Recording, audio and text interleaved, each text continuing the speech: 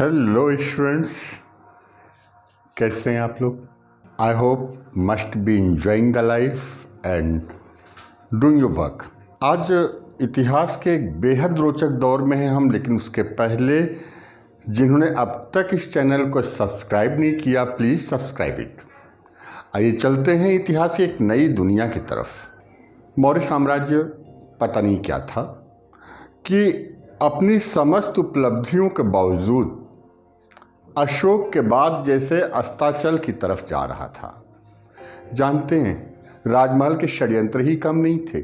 आपने देखा सम्राट अशोक के राज्यारोहण के समय, सम्राट अशोक की मृत्यु के समय, देन सम्राट अशोक का उत्तराधिकारी कुणाल अंधा बना दिया गया राजमहल के षड्यंत्रों में, और बाद में वही अंधा व्यक्ति राजा भी बन रहा था। हालात ये थे। और दूसरी तरफ हेलेनिक साम्राज्य, जो सिकंदर के उत्तराधिकारी थे, उत्तरी पश्चिमी सीमांतों पर लगातार मजबूत हो रहे थे। बैक्ट्रिया अब मौर्य सम्राट के हाथों से निकल गया। बलूचिस्तान, जो कभी चंद्रगुप्त मौर्य ने अर्जित किया था। हालात इतने कटुतर हुए बाद में कि पुष्यमित्र शुंग एक सेनापति थे मौर्य साम्राज्य के, और हमें विवरण मिलता है, ये 185 ईसा पूर्व की घटना है, कि किसी सफल सैनिक अभियान के बाद सेनाएं आई थीं, पाटलिपुत्र के बाहर खड़ी हुई थीं। सम्राट बृहद्रथ निरीक्षण करने के लिए आए थे कि यकायक एक तीर चला, बृहद्रथ की मृत्यु हुई, और अगला सम्राट पुष्यमित्र शुंग, एक नए वंश का प्रवर्तक। आश्चर्य इस बात का नहीं था कि सेना का निरीक्षण करते समय सम्राट मारे गए। आश्चर्य इस बात का है कि सम्राट की रक्षा के लिए एक बूंद खून नहीं बहा। यह तथ्य बताता है कि संभवतः सम्राट और सेना के बीच की दूरियां बढ़ने लग गई थीं। पुष्यमित्र शुंग, हमें सूचना मिलती है कि 2 अश्वमेध यज्ञ किए उन्होंने। पतंजलि उनके पुरोहित थे, बड़े प्रख्यात विद्वान हैं भारतीय परंपरा के। फिर से यज्ञों का उद्धार हुआ, फिर से याज्ञिक कर्मकांड शुरू हुए, फिर से ब्राह्मण राजवंशों का अभ्युदय शुरू हुआ, फिर से वैवाहिक गठबंधनों का युग शुरू हुआ।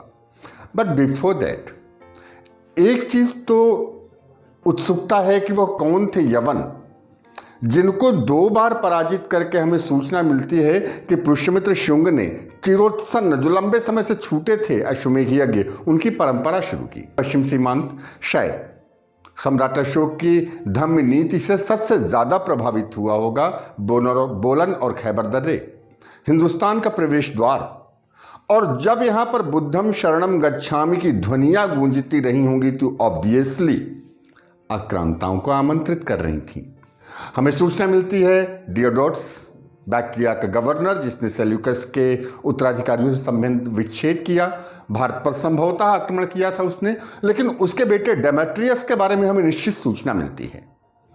डेमेट्रियस ने भारत पर आक्रमण किया था, भारतीय भागों पर अधिकार किया था, उसने रैक्स इंडोरम की उपाधि धारण की थी। उसके सिक्कों पर हमें भारतीय राजाओं के, भारतीय धर्म के प्रतीक मिलते हैं।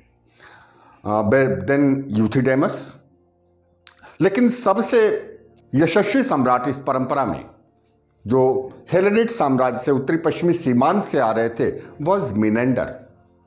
भारतीय परंपरा इन्हें मिलिंद के नाम से याद रखती है। व्यक्तिगत रूप से इनके व्यक्तिगत जीवन के बारे में कोई बहुत ज़्यादा जानकारी नहीं है, और सही बताऊं 1979 के पहले ये सिर्फ एक मिथक थे, राजा Menander. But it was Allahabad university, HOD was professor GR Sharma. जब उन्होंने रेह इंस्क्रिप्शन के ऊपर एक अभिलेख प्रकाशित किया तो ये तय हो गया कि धर्ममित्र नाम के जिस राजा के सिक्के मिलते हैं, ये राजा कोई और नहीं बल्कि राजा मिनेंडर है। एक चमत्कारिक सूचना थी ये। अब स्ट्रैबो के किसी यवन के पाटलिपुत्र तक आक्रमण करने की सूचना सही लगती है। हमें महाभाष्य में हमें सूचना मिलती है कि यवन साकेत तक आ गए थे। हमें गार्गी संहिता में सूचना मिलती है। अब घटनाओं का अनुक्रम कहीं ज़्यादा स्पष्ट दिख पाता है। शायद यही वो यवन शक्ति थी जिसे 2 बार पराजित किया शुंग वंश के प्रतापी शासक ने, पुष्यमित्र शुंग ने, और अश्वमेध यज्ञ किए थे। हमें सूचना मिलती है कि मिनेंडर की मृत्यु भी सैनिक खेमे में हुई थी। प्लूटार्क हमें सूचना देते हैं। शायद एक तरफ वैदिक कर्मकांडों का संरक्षक साम्राज्य था पुष्यमित्र शुंग, तो दूसरी तरफ बौद्धिक और महात्मा बुद्ध से संबंधित क्रियाकलापों का संरक्षक मिनंडर था। मिनंडर ने बौद्ध भिक्षु नागसेन से संवाद किया था। मिलिंद पन्हू की कथा वस्तु है ये। कहते हैं कि मृत्यु के बाद सम्राट के अवशेष को पाने के लिए उनके नागरिक झगड़ गए थे, तब 8 भागों में बांट करके उसके ऊपर 8 स्तूपों की रचना करवाई गई थी। हाँ, बृहद्रथ की हत्या अभी भी एक पहेली है, और अब इस आलोक में, ज्ञान के इस नवीन आलोक में कि साकेत और अयोध्या वैदिक कर्मकांडों के गुरुत्व का केंद्र बन रहा था, तक्षशिला और सियालकोट बौद्ध धर्म का गुरुत्व केंद्र बन रही थी, और इस प्रकार इन दोनों राज्यों की सीमांतों की टकराहट होती ही रहती थी। शायद इसी टकराहट के बाद दोनों अश्वमेध यज्ञ करवाए होंगे पुष्यमित्र शुंग ने, और शायद ऐसे ही किसी बौद्ध आक्रमणकारी को रोकने के लिए जब सैनिक अभियान किया गया होगा, तब बृहद्रथ का सही सहयोग न मिलने के कारण सेनाओं के सामने अंतिम मौर्य सम्राट की हत्या की गई थी।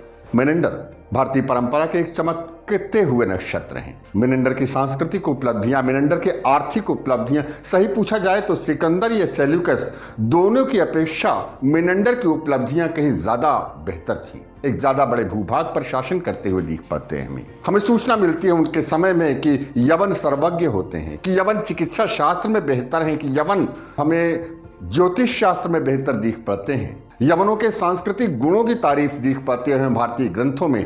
तक्षशिला महत्वपूर्ण होने लगता है, और इस प्रकार भारत के उत्तरी पश्चिमी सीमांत में सांस्कृतिक सम्मेलन की प्रक्रिया चल रही थी। मध्य भारत में विखंडीकरण की प्रक्रिया चल रही थी। बेहद रोचक दौर में था भारत का इतिहास। We will discuss it further. But एक बात कहूँ, आपकी प्रतिक्रियाएं मुझे अक्सर मिलती हैं कि याद नहीं होता। मैं बताऊं, अगर मैं मंगल ग्रह से आया होता और मुझसे कहते कि होमो सैपियंस के डेवलपमेंट के बारे में बता, मैं बहुत तारीफ करता इनकी। बट एक चीज़ मेरी समझ में नहीं आती कि 3D इंफॉर्मेशन को ये 2D में क्यों कन्वर्ट कर देते हैं। एक हाथी दिखाई पड़ रहा है मुझे, that is a 3D object, और आप लिख क्या रहे हो, हाथी, और फिर हाथी को सच मान रहे हो। ये पूरी जनरेशन के सामने सबसे बड़ी समस्या है कि ये शब्दों को सच मानने लगते हैं। फिर मैं दोहराऊंगा कि शब्द एक प्रतीक हैं, उसके पीछे झांकने वाले अर्थ को देखने की कोशिश करिए। सब्जेक्ट एक एहसास बन जाएगा, आसान हो जाएगा। ओके फाइन, फिर मिलेंगे, जल्दी मिलेंगे, बट तब तक स्वस्थ रहिए और पढ़ते रहिए।